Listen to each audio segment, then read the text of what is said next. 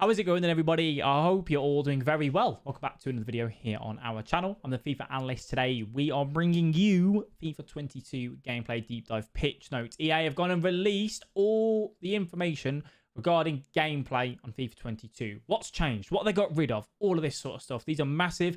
I haven't gone through and read them yet. I'm a little bit late coming to this because busy doing something. But now we're going to go through and read it. I'm excited. This is going to be a long video. There will be a separate video to the gameplay trailer as well. So check back for that if you're interested in that. But for now, let's go ahead and read. I'll try and go slow. I'll try and go slow instead of going too fast.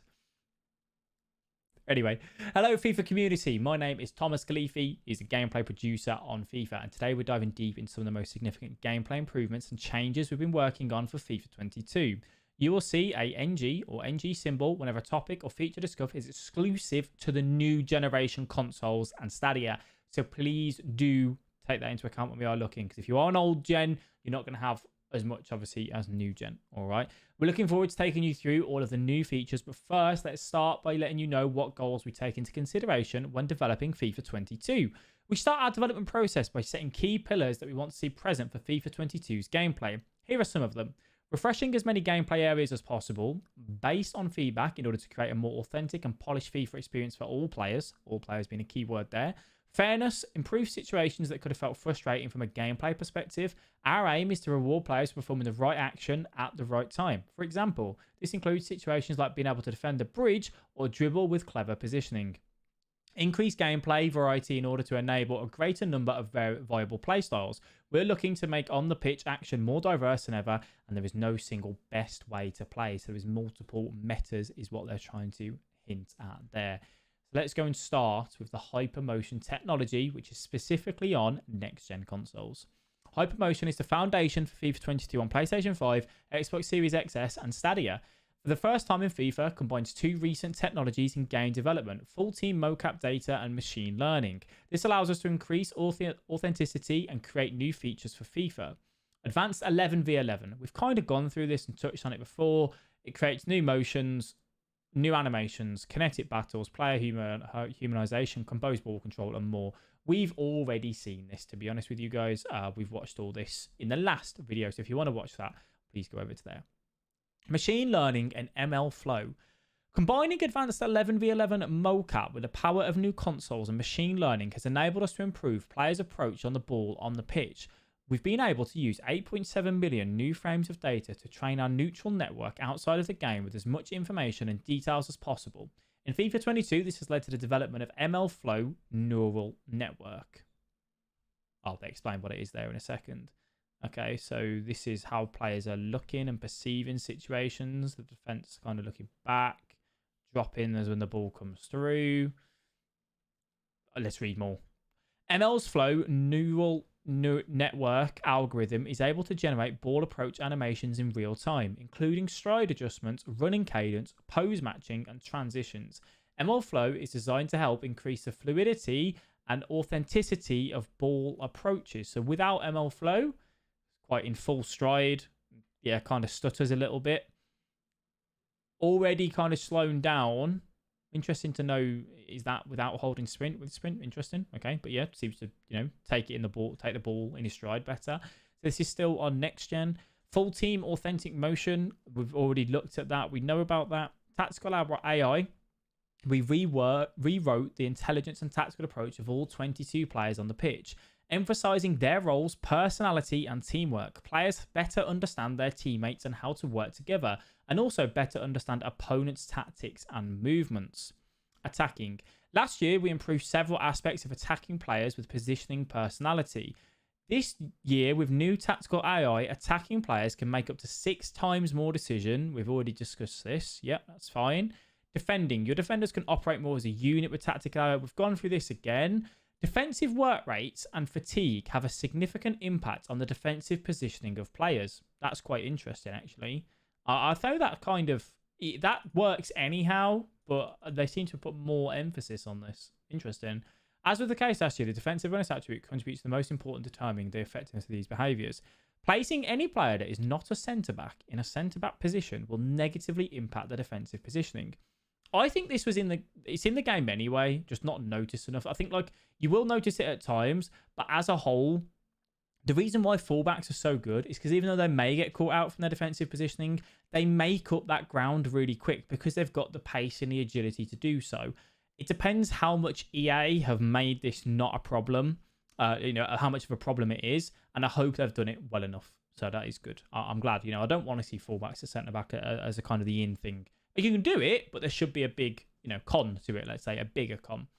Our goal for Tactical AI is to ensure players have a balanced experience in terms of AI teammates, and we will keep monitoring FIFA 22 to make sure there are good ways to break defense down as well as good ways to counter. The example below was captured during development and is for illustrative purposes only. I'll see if I can say the word, doesn't it? Yeah, either way. Let's have a look. I think we've looked at this already, haven't we? This is where just the defense drop. They kind of showed this in the old trailer, Yeah, so you can just kind of see how they act more as a unit rather than just tracking loads of runs individually. This I've already done a video on, so I'm not going to touch on this, but it is 100% correct. Well done. And they will be in FUT Rivals, FUT Champions, Online Season, Co-op Seasons, and Pro Clubs. Fine. Yeah, brilliant. Not a problem. Good. I'm happy that I've done that. It's on by default. Deeper match analysis. With a complete revamp of the match facts and player performance screens, you are now equipped with more match data to help you better understand how you and your players as well as your opponents are performing. Starting with the match facts screen, new visuals help you compare performance between you and your opponent in the revamped summary screen. You can also get a more detailed breakdown of key aspects of play, including possession, shooting, passing, and defending. That is very cool. I want to see what is more in here. I know they've added in the XG stat there. Dribble success rate. This is all quite funky. I would like to see, these screenshots as well. And that's why they've put that in there for you, Al. Well done. Overall possession. That's actually really good for me, like from the coaching perspective. Being able to see this rather than me trying to track that data myself is fantastic. Shooting tells you where. Oh, mate, this is brilliant. Nah, this is brilliant. Well done. Well done. I like this a lot. I know this is some of the stuff we have already got, but this looks a lot cleaner, a lot smarter. Some new stuff in there as well with different types of passes. Yeah. I'm game for all this. It looks a lot better how they've put it in as well. Well done. I really like that. I really, really like that. You guys let me know exactly what you think. Tells you the play performance as well. You get this already anyhow, to be honest with you. So obviously you're going to get like the possession and that as well, where they're picking up the ball. That's a lot of data. I know we've got a similar thing, but the way they've put it in now does look a lot better, a lot cleaner with some extra stats in there as well. So well done. Step in the right direction. Next generation again, kinetic air battles. We've already seen this, and we've already spoke about this in previous ones, with this being a factor, kinetic air battles being a big thing. So we will see. You know what concerns me here? When they do this, though, he's not challenging for a ball, right? There's no ball there. That just concerns me a little bit, to be honest. Maybe that's why we get a little bit of these bugs. He's not even jumped properly there for a ball. That's not, but whatever. Explosive sprint, again, we've already gone through and spoke about it. Let's just watch this. I did watch a couple of these videos prior, but I just wanted to see. Without explosive sprint, and just sprints away. With explosive sprint, I assume. Man's put the NOS on. What is that? What is that? What is that? Man's just like he's done a big Trump and he's just got extra gas. Mate, that's ridiculous. Nerf that already. I mean, it depends how you defend it, doesn't it? But we've already gone through player humanization. We've already gone over true ball physics. This is something that they've already touched on for us. That is a very, very good switch. The ball seems to move very slow, in my opinion, but but that's just my personal opinion on that, I suppose. Let's have a look and see if we've watched any of this before. Mate, what is that for a switch, though? I mean, where's he going?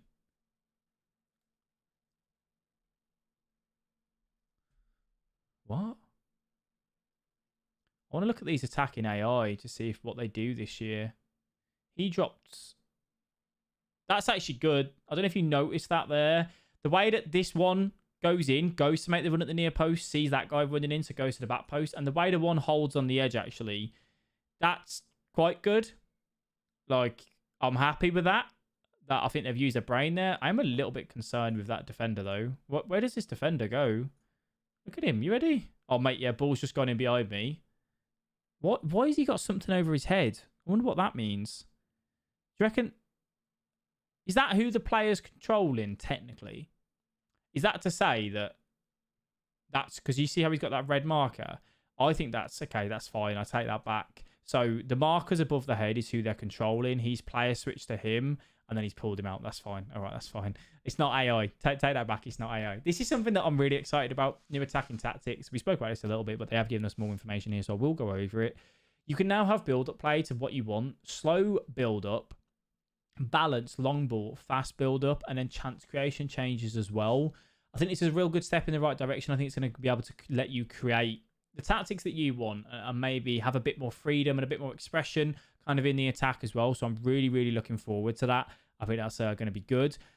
I am a little bit concerned that we're not seeing more on the corners. That does worry me a little bit. I think like we should have a little bit more there. But I like how you have the build-up play. So when you're building up into the final third, whether you want it to be slow, and then you could be really quick and direct in the final third without chance creation, which is good. I would like to see a change to some corners and that as well, allowing you to do a little bit more. But whatever, that is what it is. I'm really happy with that. The new composed ball control with 2-touch animations. We've kind of seen this already.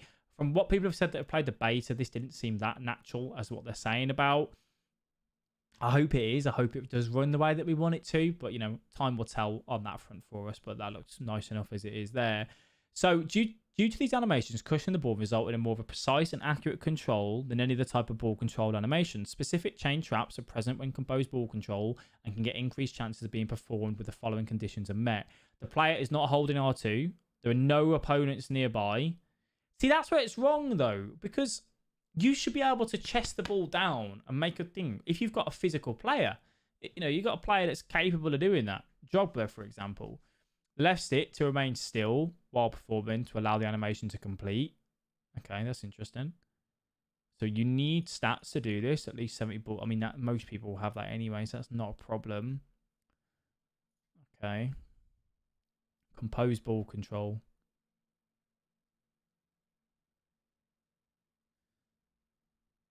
Patience. So you wouldn't press left stick until now? That'd be interesting to see how that does, actually. We focus on improving the player's grasp over the ball, polishing many situations to more reliably obtain control of the ball. We worked a lot of shielding fundamentals. That's good. That's good. Yeah. So now you're trying to say that physical players will have a bit more of a use in FIFA 22. Applies for contextual shielding, which happens in certain circumstances when obtaining possession of the ball. That's when you hold L2, yeah. Contextual air ball shielding. Hello. Allowing strong players to naturally shield the ball and contest with no other action besides left stick. Okay, so that's, again, bringing in more physical players. Good. That's really, really good. We're happy to see that. So this is the new active touch system. Can evaluate more situations at once. Okay, interesting. Passing. We focused on ground passes, lob passes, and lobbed through passing systems to better account for context of play, including opposition player positioning, teammate positioning, general spacing, and many types of situations. Here are some of the most impactful changes made to passing. Animation refresh. New animations have been added and a major cleanup and polish of existing passing animations has been done, allowing for more consistency in animation selection. Ground passes. A revamp of the ground passing targeting system, allowing for better target selection and spatial awareness. Semi-assisted ground passes were also refreshed with a new system. Passes have better in height, trajectories, leading, and better understanding because lob through balls are terrible. And they've now changed through balls to be semi, which is what you can set it now if you wanted to. That's fine. Vision assistance. Assistance increases pace, vision starting to 85 and up to 99. Pass transitions. This refers to a system that improves responsiveness and allows for transitions between passes. You can request a different type of pass halfway through a pass request, and the system will then attempt to stop the current pass and perform the new request. This can be especially useful when reaction. So if you press X, you could change it to triangle. If you press triangle, you can change it to X. I normally, if I press X and I wanted to do triangle, I'd cancel it with a fake shot and then do triangle. So that's good. They've done that. Receiver awareness. Increase the order for teammates to understand why they're being considered as a possible pass. Increasing pass rate completion, so better AI. Ground pass lower, mostly determined by short. So this is just the attributes and how they impact on that. That's fine. Shooting, but also made changes to 3 aspects. Improving shooting consistency in one-on-one. Thank you. If you get in on one-on-one, I think you should be hitting the back of the net more times than not, given the right sort of players, because you should be rewarded with getting a one-on-one scenario. Shots from difficult situations when the defender being close to the ball have been reduced. Conversion rates correspond with the difficulty of the situation. Fine, not a problem. I've reduced on target. Yeah, this is fine because tight angles score quite a lot of FIFA 21, so that's fine. I'm happy with that. Good. Green, we've changed it, allowing you to hit green more consistently. So timed finishing is coming back then. Better. If the window is better, that means that green time finesses should be good. So time finishing is something that we may have on next year. Dribbling. Super knock-on, double right stick forward, knock-on ball. If on the second flick, we perform 2 consecutive quick flicks. Okay, so I do right stick to flick it on anyway. So if you flick it once and flick it twice, he knocks that on massively. Wow. That is huge. Not the first time we've heard that. That is... yeah, that is big. Riding tackle touches allow you to dribble past some tackles with your left stick depending on timing of your dribbling inputs. Good. Left stick dribbling should be better. Better dribbling control at higher speeds. Nice. This all looks good, to be honest. Quicker turns and exits during dribbles. Good. Added more player personality, especially when sprinting, performing knock-ons. Manual dink dribble touch. Press R3 during a dribble to perform a dink touch while dribbling. Perfect for avoiding the defender's leg. Cool. Contextual dink touch. Only enable and agile dribbling is turned on. Pointless. Let's stop reading that then. Skill moves balancing. Remove skill move cancel for La Croqueta, Elastico, Reverse Elastico, and Scoop turn.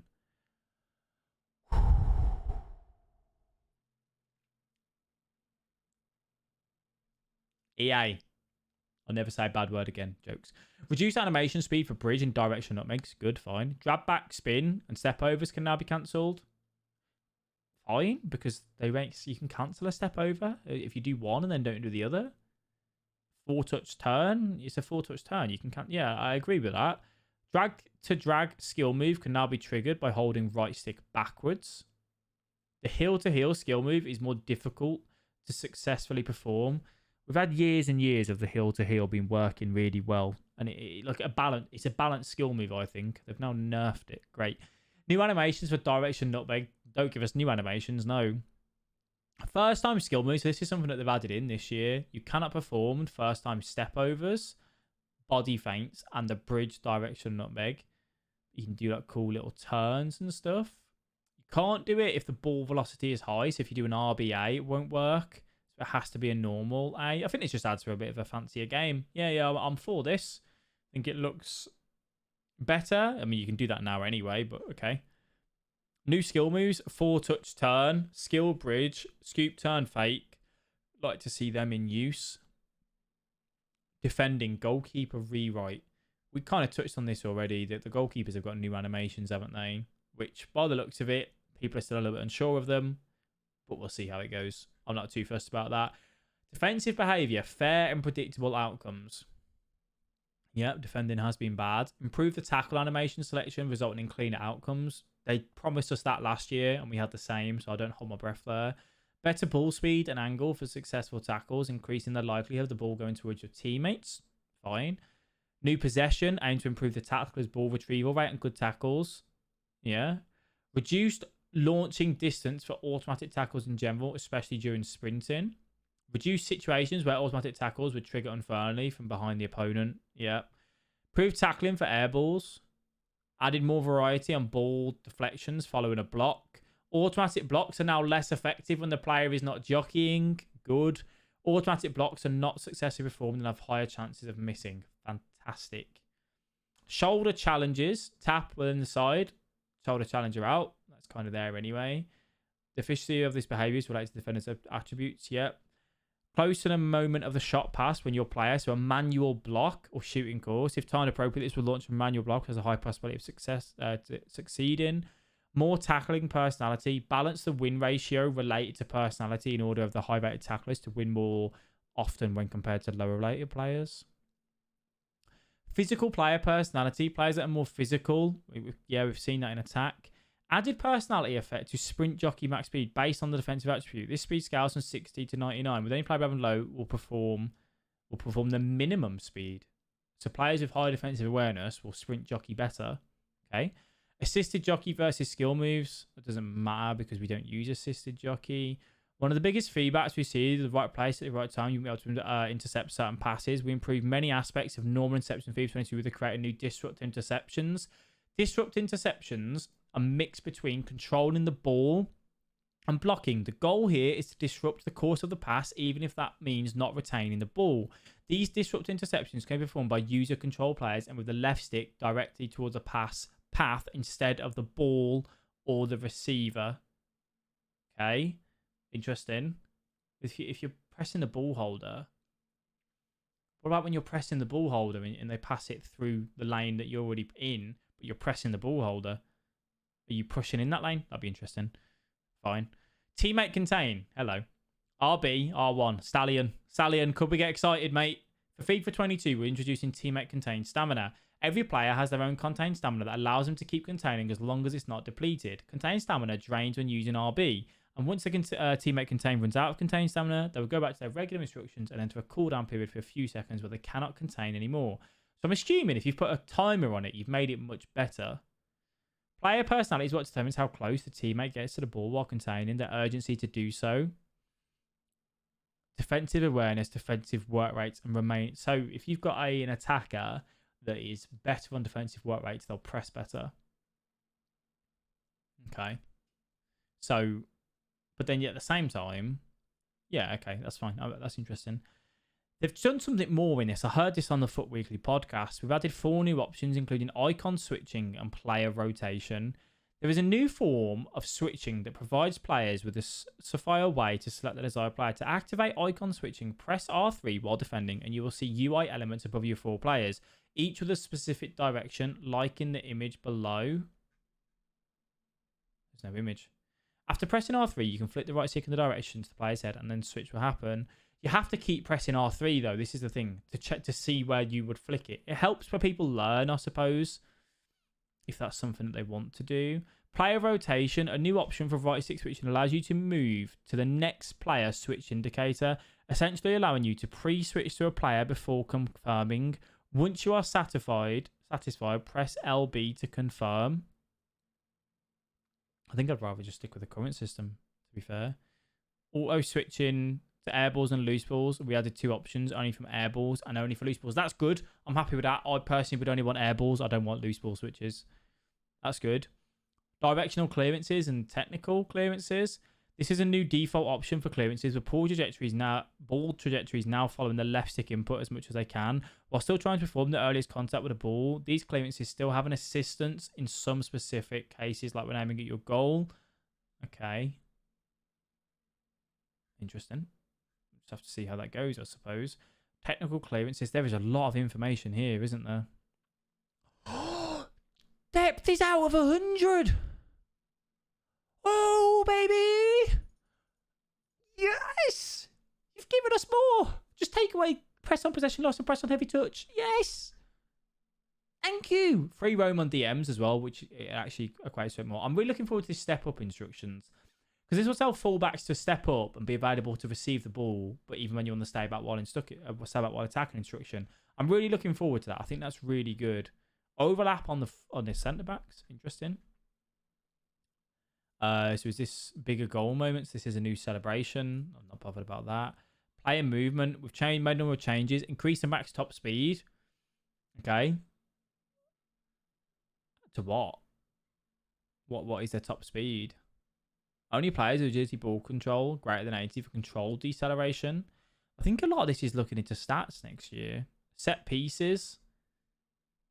You've not given us the ability to change our set pieces though, which I think is a little bit of a letdown, but whatever. Not really bothered about competitor mode or player-based difficulty. Physical play we've kind of looked at, haven't we? FIFA attributes. Net physics. To better respond to some feedback during the FIFA, we worked hard on a feature that has took a significant effort from multiple teams. We're calling it a live tune. In FIFA 22, we can work on some aspects of the gameplay through live tuning and roll out change plays without requiring a full title update. So you can get that updates out quicker. That's cool. That should be good if it works. And I'll watch this in a separate video. At the minute, I'm happy with what they've all said. I think this all looks very promising and looks very good. The problem that you have, and I don't think you can blame people for this, it's very hard to listen to EA and get very optimistic because of what we've been given over the last few years. They always give you promising words and don't act on those words. If they act on it, FIFA 22 looks like it could be good. If they act on it, and that's the big if, right? So I don't blame people because there will be people sat here moaning about this, saying, this and that and everything. It is hard to be optimistic about a company that, hasn't really lived up to what they promise. So I do get that. I do understand that. I like the look of what they've added. I think it's all very good. I think it all looks promising. I just can't wait to get my hands on it, really, and play it and try it and kind of see how we feel from there. So you guys let me know. I hope, you've had a bit of feedback from this and it saves you just reading it and trying to understand it as well. And yeah, let me know what you think. I think it all looks good. Touch wood, we're in for a good year. If you enjoyed the video, leave a like and subscribe to the channel. Thank you all for tuning in. Come over to the live stream if you want. Twitch.tv/FIFA Analyst stream daily, 9 AM UK time. I'll catch you guys in the next video. Bye-bye.